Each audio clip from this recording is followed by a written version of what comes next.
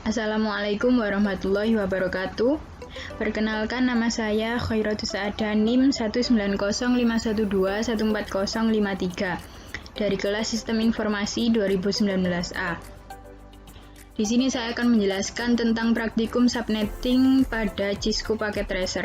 Sebelumnya saya akan menjelaskan sedikit tentang subnetting. Subnetting adalah proses membagi sebuah network menjadi beberapa subnetwork. Subnetting hanya dilakukan pada IP address kelas A, kelas B, dan kelas C. Dengan subnetting akan menciptakan beberapa network tambahan, tetapi mengurangi jumlah maksimum host yang ada dalam tiap network tersebut. Prinsip subnetting adalah memperbanyak network ID dari suatu network ID yang sudah ada, di mana sebagian host ID dikorbankan untuk digunakan dalam membuat ID host tambahan. Nah, di sini ada pembentukan subnet dari host ID. Jadi, sebelum dilakukan subnetting, di sini ada net ID lama dan host ID lama. Setelah dilakukan subnetting, maka net ID yang baru ini akan menjadi lebih besar karena host ID ini akan dipecah atau dikorbankan menjadi subnet ID dan host ID, sehingga net ID yang baru ini akan lebih besar dan host ID ini akan lebih kecil. Selanjutnya kita akan langsung melakukan praktikum subnetting pada Cisco Packet Tracer. Sebelumnya di sini ada skenario percobaan. Dalam percobaan ini kita akan mensimulasikan dua subnet, yaitu lab 1 dan lab 2. Untuk lab 1, IP-nya 192.168.1.0/26. Untuk lab 2, 192.168.1.64/26.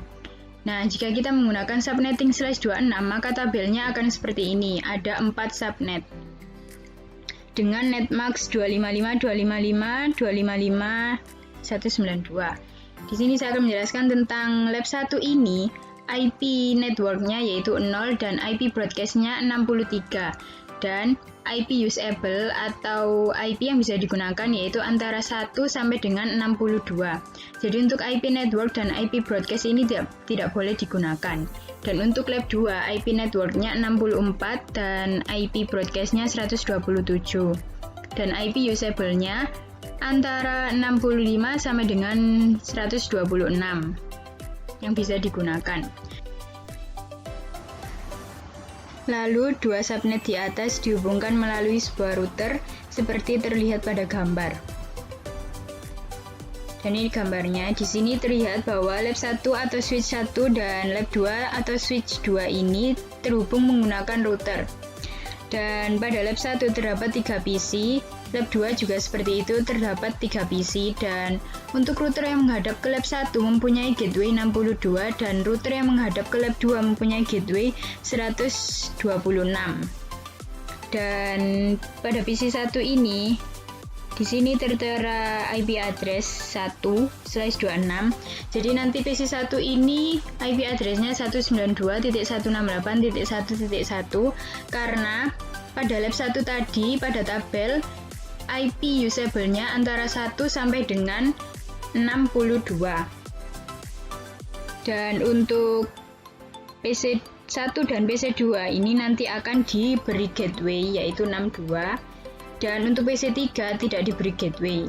Lalu pada lab 2 juga ada 3 PC, di mana PC yang keempat ini IP address-nya 65, di mana nanti IP address-nya PC 4 ini 192.168.1.65 karena di lab 2 ini IP usable-nya tadi pada tabel yaitu antara 65 sampai dengan 126.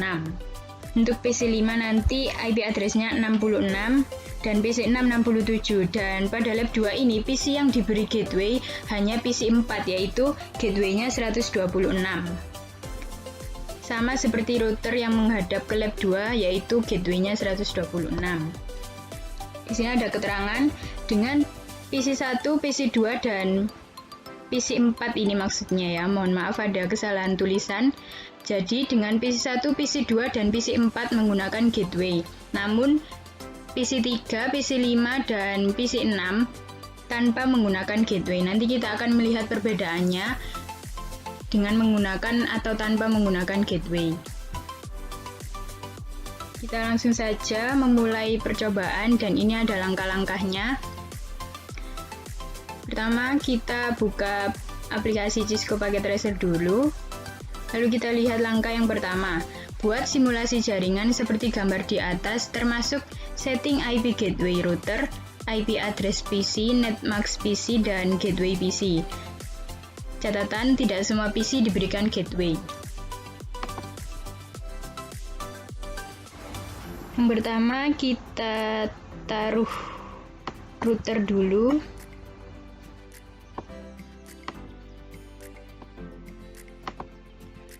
Lalu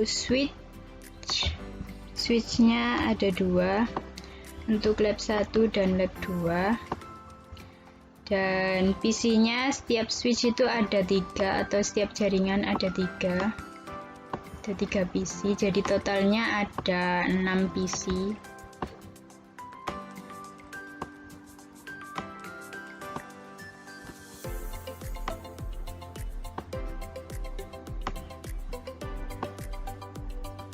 Ini dihapus dulu.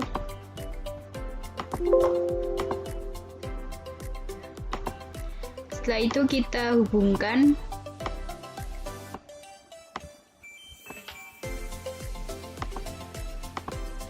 router dengan switch.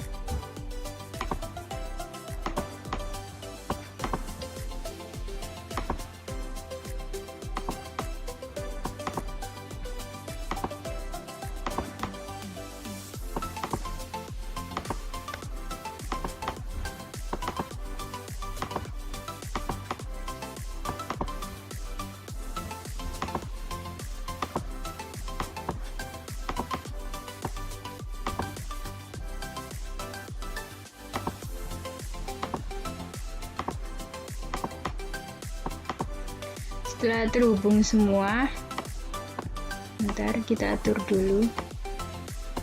Setelah itu kita konfigurasi routernya dulu.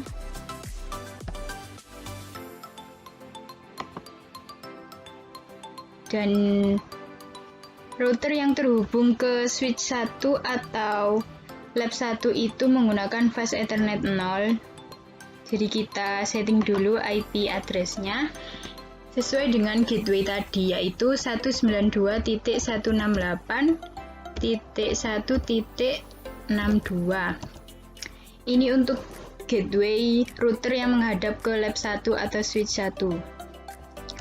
Dan ini subnet max-nya kita ganti 255, 255, 255, dan 192. Jangan lupa untuk port statusnya di-on-kan.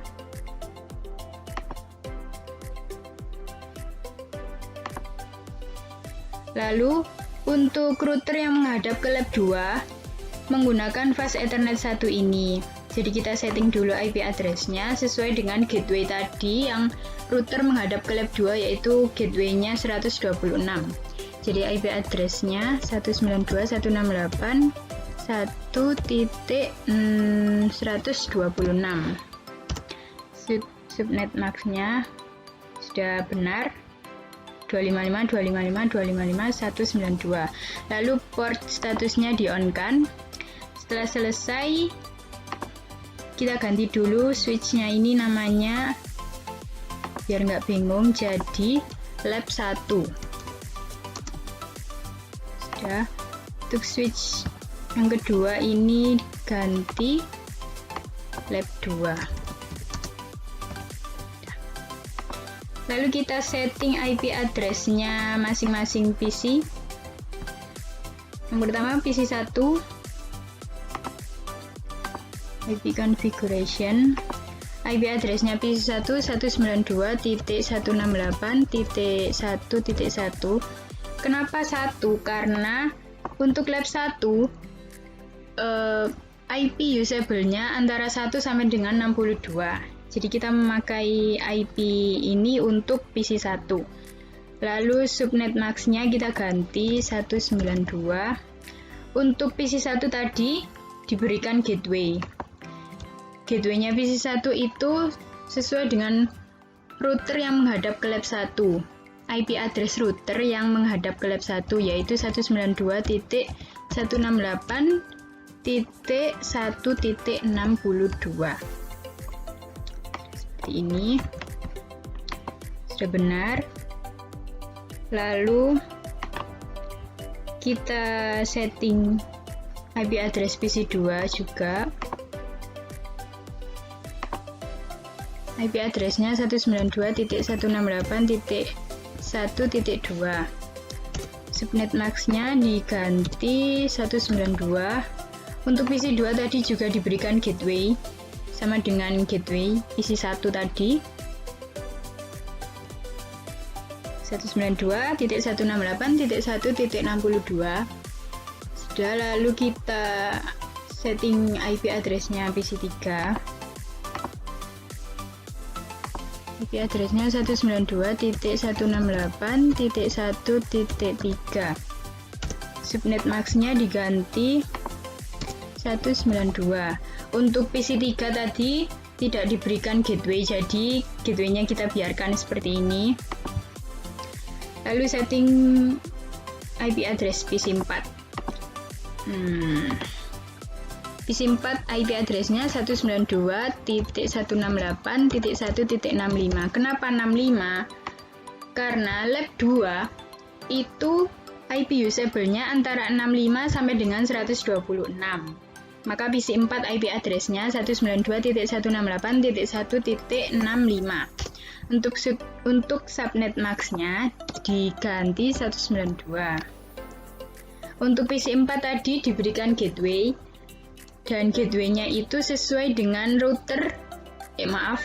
IP address router yang menghadap ke lab 2, yaitu 192.168.1.126. Kita cek dulu gateway-nya. Ini untuk router yang menghadap ke lab 2. Benar, 192.168.1.126. Sudah benar ini. Untuk gateway-nya PC1 dan PC2, apakah sesuai dengan IP address router yang menghadap ke lab 1? Ini 62. Kita lihat di router yang menghadap ke lab 1, 62, benar, sudah sama. Lalu kita lanjut men-setting IP address PC5.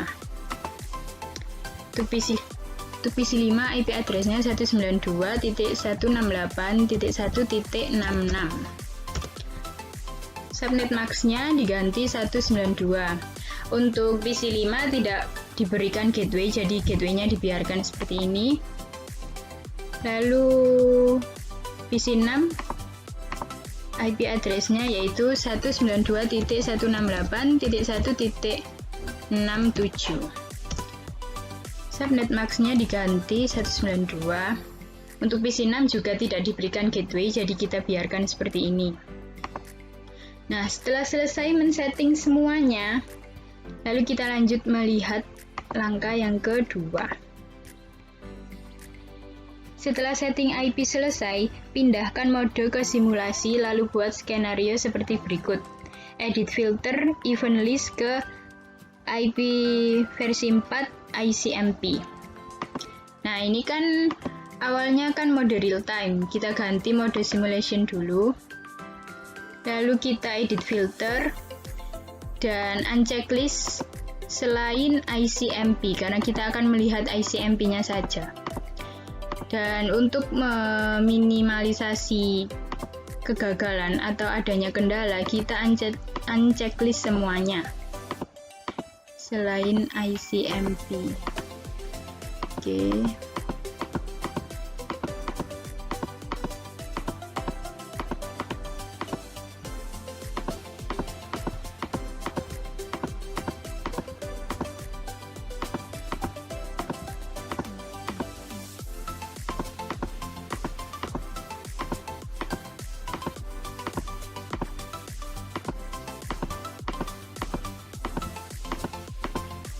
Nah, Kita cek dulu apakah sudah ke unchecklist semua. Sudah, ini sudah. Dan di sini cuman ICMP yang di checklist. Setelah itu kita lihat langkah selanjutnya, kirimkan paket Simple PDU dari PC1 ke PC3, lalu amati jalannya PDU ICMP-nya. Kita buat Simple PDU dari PC1 ke PC3. Lalu kita tekan next untuk melihat.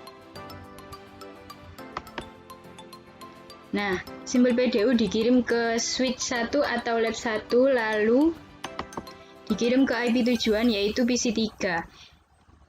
Setelah itu PC3 membalas pesan dari PC1 dan dikirimkan ke switch 1 atau lab 1 dulu, lalu dari lab 1 dikirimkan ke PC1. Di sini berarti statusnya successful karena PC1 dan PC3 berada dalam satu network atau satu jaringan. Jadi meskipun PC3 ini tidak memiliki gateway, tapi komunikasi antara PC1 dan PC3 sukses karena tidak sulit untuk mencari IP tujuan yaitu IP-nya PC3 karena masih dalam satu jaringan. Jadi PC1 bisa mengirim Simple PDU dan PC3 bisa membalas ke PC1. Seperti itu. Setelah itu kita delete dulu, kita hapus. Lalu kita lihat selanjutnya, kirimkan paket Simple PDU dari PC1 ke PC4. Lalu amati jalannya PDU ICMP-nya. Sebentar ini. PC1 ke PC4 tadi. PC1 ke PC4. Lalu kita klik next. Pertama dikirimkan ke lab 1, lalu next. Setelah itu lab 1 mengirimkan ke router. Mohon maaf, kita ulangi. Ada kendala. Kita ulang lagi. PC1 ke PC4. Lalu klik next. PC1 mengirim ke lab 1, lalu lab 1 mengirim ke router, lalu router akan mencarikan alamat IP tujuan tersebut dan mengirimkan ke lab 2. Lalu lab 2 akan mengirimkan ke PC4, PC tujuan dari PC1. Mohon maaf, alamat IP tujuan dari Simple PDU. Lalu PC4 mengirim kembali atau mengirim balasan kepada PC1 dan dikirimkan ke lab 2 dahulu, lalu lab 2 mengirimkan ke router, lalu router akan mengirimkan ke lab 1 dan mengirimkan balasan dari PC4 ke PC1. Di sini statusnya successful karena PC1 dan PC4 sama-sama memiliki gateway, jadi mereka bisa berkomunikasi. PC1 bisa mengirim Simple PDU ke PC4, lalu PC4 bisa membalas pesan dari PC1. Karena mereka sama-sama memiliki gateway. Itulah fungsi gateway pada subnetting ini, itulah gunanya gateway. Jadi bisa berkomunikasi secara dua arah, dan perlu diketahui komunikasi yang baik itu adalah komunikasi dua arah. Jadi bisa mengirim dan bisa memberi balasan. Setelah itu kita delete dulu, kita hapus, lalu lanjut. Kirimkan paket Simple PDU dari PC2 ke PC5, lalu amati jalannya PDU ICMP-nya. PC2 ke PC5. Kita klik next. Simple PDU akan dikirimkan ke lab 1, lalu lab 1 akan mengirimkannya ke router, dan router akan mengirim ke lab 2, dan lab 2 akan mengirim ke PC5. Dan di sini ada tanda silang, berarti PC5 ini tidak bisa mengirim balasan ke PC2 karena PC5 ini tidak memiliki gateway, sedangkan PC2 memiliki gateway, jadi komunikasinya tidak berhasil karena hanya satu arah. Hanya PC2 yang mempunyai gateway, sedangkan PC5 tidak mempunyai gateway, sehingga PC5 tidak bisa memberi balasan. Seperti itu. Lalu kita delete. Setelah itu lanjut. Kirimkan paket Simple PDU dari PC 3 ke PC 6, lalu amati jalannya PDU ICMP-nya. Buat Simple PDU dari PC 3 ke PC 6. Lalu kita klik Next. Nah, di sini bisa dilihat ada tanda silangnya. Dan di sini statusnya failed atau gagal karena PC 3 dan PC 6 ini sama-sama tidak memiliki gateway. Jadi dari awal saja PC 3 ini tidak bisa mengirimkan Simple PDU ke PC 6 karena sama-sama tidak memiliki gateway. Jadi seperti itulah pengaruh adanya gateway atau tidak adanya gateway pada lintas subnet di subnetting menggunakan Cisco Packet Tracer. Setelah itu kita hapus dulu, kita delete, lalu lanjut ke langkah yang ketiga. Setelah selesai membuat simulasi pada poin 2, kembalikan mode ke real time, lalu coba lakukan tracing sebagai berikut. Kita kembalikan ke mode real time, lalu tracing dari PC 1 ke PC 3, lalu amati hasil penelusuran rutenya. Dengan catatan format perintah tracing yaitu tracer IP tujuan. Misal dari PC 1 ke PC 4 tracer 192.168.1.65 yaitu IP-nya PC 4. Oke. Kita lihat yang pertama tadi PC 1 ke PC 3. Oke, kita lihat PC 1. Di command prompt-nya kita ketikkan tracer IP tujuannya tadi PC 3 192.168.1.3. Kita lihat. Nah, di sini tertera trace complete dan ini ada IP-nya PC 3 atau PC tujuan dari PC 1. Dan cepat ditemukan karena mereka terdapat dalam satu jaringan atau satu network. Lalu lanjut tracing dari PC 1 ke PC 4, lalu amati hasil penelusuran rutenya. PC 1 ke PC 4. Tetap berarti di command prompt kita ketikkan lagi tracer IP tujuannya tadi IP-nya PC 4 yaitu 192.168.1.65. Kita lihat.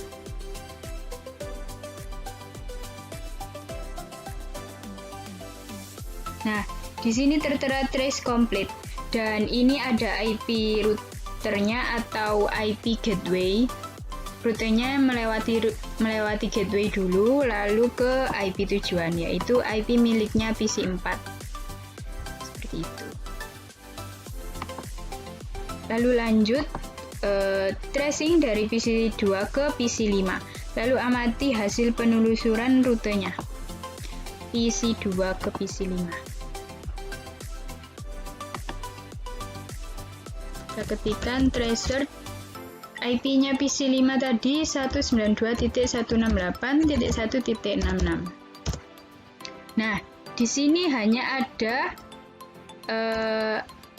IP routernya atau IP yang menghadap ke lab 1, IP gateway, dan tidak ada IP tujuannya atau IP PC 5 dan ada tulisan request timeout karena PC 5 ini tidak memiliki gateway, jadi PC 5 ini tidak bisa memberi balasan pada PC 2. Maka dari itu di sini hanya tertera gateway-nya saja yaitu 62 ini. Seperti itu. Dan lanjut tracing dari PC 3 ke PC 6, lalu amati hasil penelusuran rutenya. PC 3 ke PC 6. Command prompt kita ketikkan tracer PC 6 tadi IP-nya 192.168.1.67.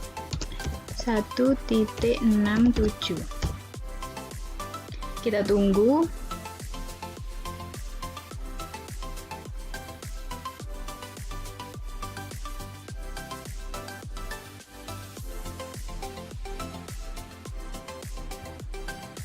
Nah, di sini ada tulisan request request timeout karena PC3 dan PC6 ini sama-sama tidak memiliki gateway, jadi komunikasi di antara mereka itu tidak terjadi atau gagal.